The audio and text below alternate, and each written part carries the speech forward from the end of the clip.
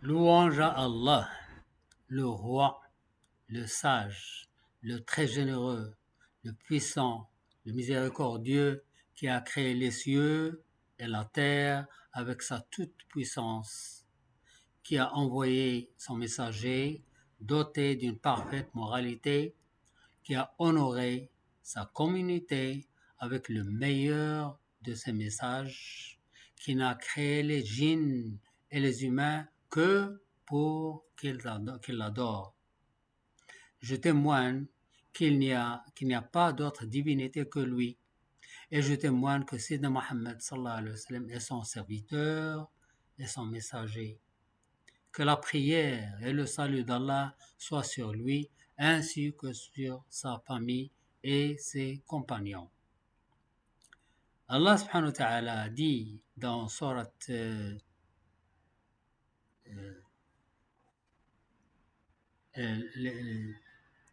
Allah a dit par l'étoile à son déclin. Votre compagnon ne s'est pas égaré et n'a pas été induit en erreur. Et il ne prononce rien sous l'effet de la passion.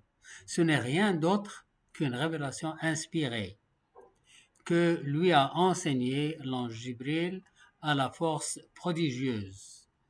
Doué de sagacité, c'est alors qu'il se montra sous sa forme réelle, angélique, alors qu'il se trouvait à l'horizon supérieur.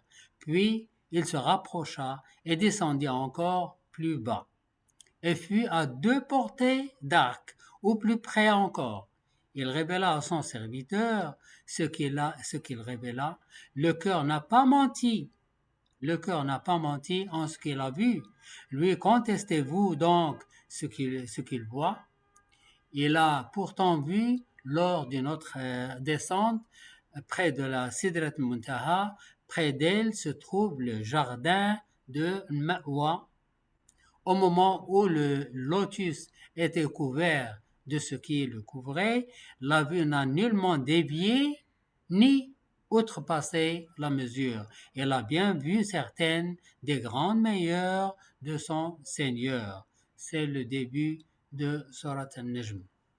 Allah subhanahu wa ta'ala dit gloire et pureté à celui qui de nuit fit voyager son serviteur Mohammed sallallahu alayhi wa sallam de la mosquée Al-Haram à la mosquée Al-Aqsa dont nous avons béni l'alentour afin de lui faire voir certaines de nos merveilles.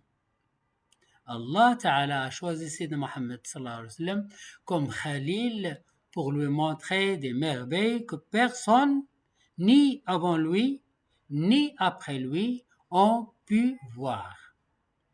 Le prophète sallallahu alayhi wa sallam a fait la prière dans la mosquée Aqsa avec tous les prophètes en tant qu'imam. Cela annonce à tout le monde que c'est l'ère du prophète Mohammed sallallahu alayhi wa sallam. Dans le 7e ciel, il a rencontré Ibrahim Khalil.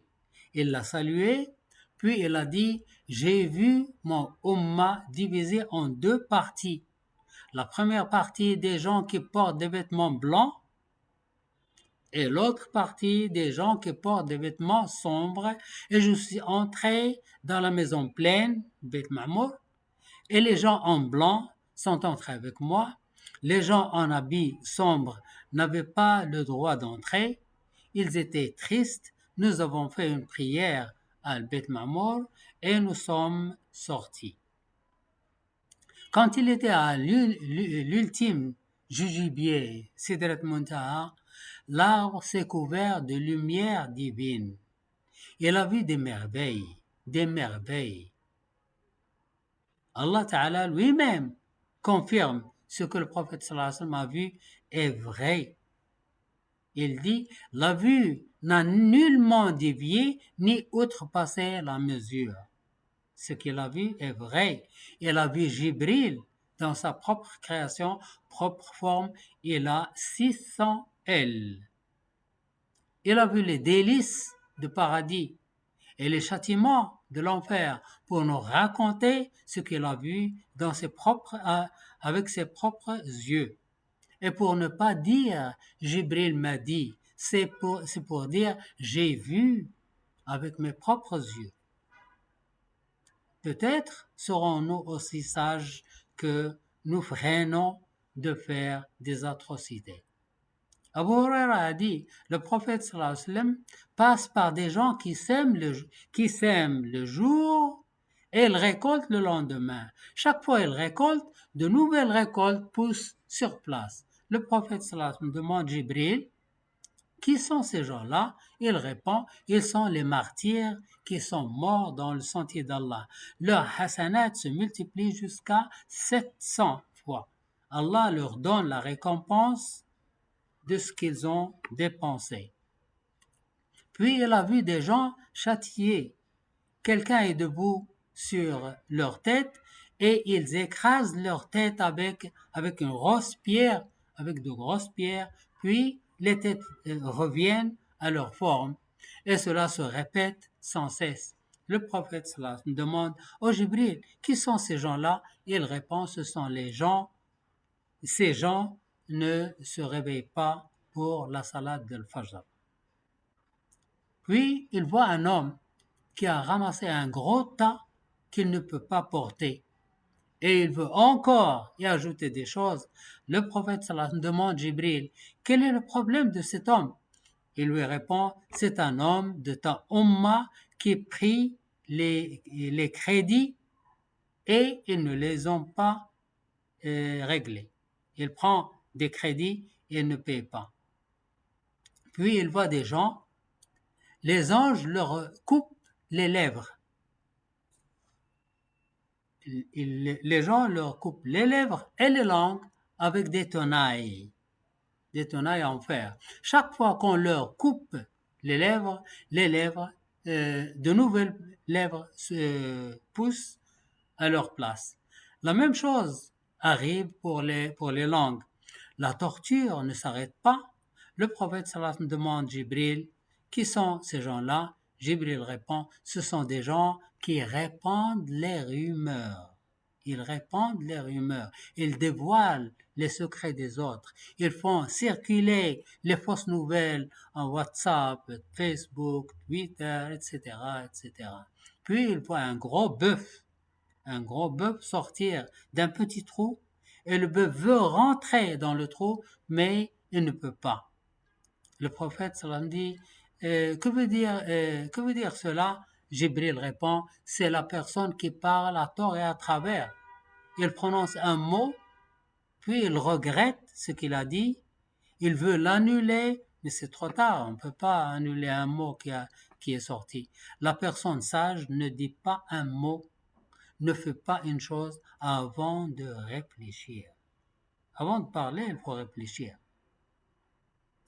Le prophète sallallahu alayhi wa sallam a dit, dans mon voyage de l'ascension, j'ai vu des gens qui ont des ongles en cuivre avec lesquels ils grattent leur visage et leur poitrine. J'ai dit, qui sont ces gens-là?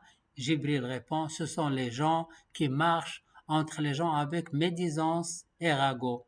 Ils transmettent les paroles de l'un à l'autre pour répandre la haine et le malentendu entre les gens.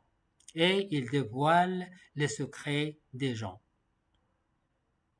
Le prophète sallallahu alayhi wa sallam a dit, un moment après, j'ai vu des tables sur lesquelles se trouve de la viande coupée. Personne ne la touche. De la bonne viande coupée, personne ne la touche. J'ai vu aussi des tables sur lesquelles se trouve de la viande pourrie et qui a une mauvaise odeur et qu'il y a beaucoup de gens qui en mangent. J'ai demandé Jibril à leur sujet, il m'a dit ce sont les gens qui laissent le halal et mangent le haram. Le prophète sallallahu alayhi wa sallam m'a dit, j'ai vu des gens qui ont des lèvres comme les lèvres des chameaux, des lèvres comme ça, comme les lèvres des chameaux, grosses lèvres qui tombent, leur bouche s'ouvre et les gens y jettent des pierres qui sortent par derrière et je les ai entendus hurler. J'ai demandé Jibril à leur propos. Il m'a dit que ce sont les gens qui dévorent l'argent des orphelins sans raison. Allah a dit, ceux qui mangent ou disposent injustement les biens des orphelins ne font que manger du feu dans leur ventre. Ils brûleront bientôt dans les flammes de l'enfer. Le prophète sallallahu a dit, j'ai vu des femmes suspendues par leurs seins. Ils hurlaient sans cesse. Jibril m'explique que ce sont les adultères de ma Ummah.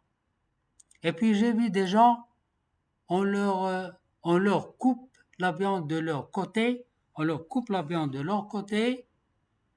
et on leur dit, mangez comme vous avez mangé la viande de vos frères. Jibril explique que ce sont les gens qui se moquent des gens, soit dans leur absence, soit dans leur présence, alors devant leur visage. Le prophète sallallahu m'a dit, je suis allé par une vallée et j'ai senti une très bonne odeur et j'ai distingué l'odeur du misk et une voix. J'ai entendu une voix. J'ai demandé à Jibril, qu'est-ce que c'est? Il dit, c'est la voix du paradis qui dit, ô mon Dieu, amène-moi mes partisans, les gens que tu m'as promis. Ma fourniture est abondante. Elle comprend des plantes, des vêtements en soie, de satin et de brocart, des tapis épais et jolis, les perles et le corail, argent, or, des coupes, des assiettes, des pots, des fruits, du miel, de l'eau, etc. Du lait, du vin, etc. Amène-moi les gens que tu m'as promis. Allah lui répond, tu auras chaque musulman et chaque musulmane, chaque homme fidèle et chaque femme fidèle, chaque personne qui a une bonne foi en moi et mes messagers, qui fait le bien et ne prend pas d'associés avec moi, tous les gens qui ne prennent aucun égal à moi, tous ces gens-là seront en paix. Je donne à celui qui me demande, je donne une bonne récompense à celui qui me prête, et celui qui place sa confiance en moi, je lui suffis. Je suis Allah, il n'y a pas de divinité à part moi, je ne manque jamais à ma promesse. Bienheureux sont certes les croyants, gloire à Allah, le meilleur des créateurs. Le paradis dit, je suis satisfait. Et puis, je suis allé par une autre vallée et j'ai entendu un son assourdissant. J'ai demandé à Jibril, il m'a dit que c'est le son de l'enfer. L'enfer dit, oh mon Dieu, amène-moi mes partisans, les gens que tu m'as promis, ma fourniture est abondante, elle comprend beaucoup de chaînes, des carcans, et une fournaise ardente, une eau bouillante, et un pu, un riesling. Mon profondeur est très loin, et ma chaleur est ardente. Amène-moi mes partisans, les gens que tu m'as promis. Allah lui répond, tu auras chaque homme polythéiste et chaque femme polythéiste, chaque mauvais homme et chaque mauvaise femme et chaque arrogant qui ne croit pas au jour du jugement. L'enfer dit, j'accepte, je suis satisfait. Le prophète sallallahu m'a dit, pendant que je marche dans le paradis, j'arrive à un fleuve aux rives en perles creuses. J'ai demandé à Jibril, il m'a dit, c'est le Kawthar, l'abondance qu'Allah t'a accordée. La terre de son lit est en musc pur. Qu'Allah nous accorde une boisson de Kawthar et une place en compagnie du prophète sallallahu alayhi wa sallam et la vue d'Allah subhanahu wa ta'ala. Wa sallallahu wa sallam ala sayyidina Muhammad wa ala alihi wa sahbihi ajma'in.